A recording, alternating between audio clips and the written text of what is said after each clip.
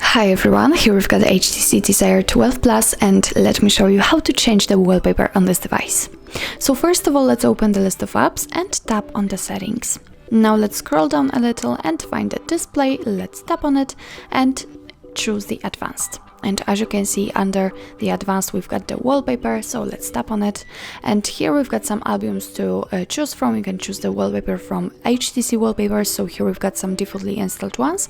We can choose something from the live wallpapers, Google Photos or Themes Store, so if you will have the internet connection, then you can enter it and download some new content.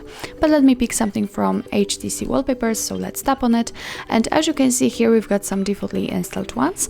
If you want to check how the particular one will look like, then simply tap on it. And here we've got the preview.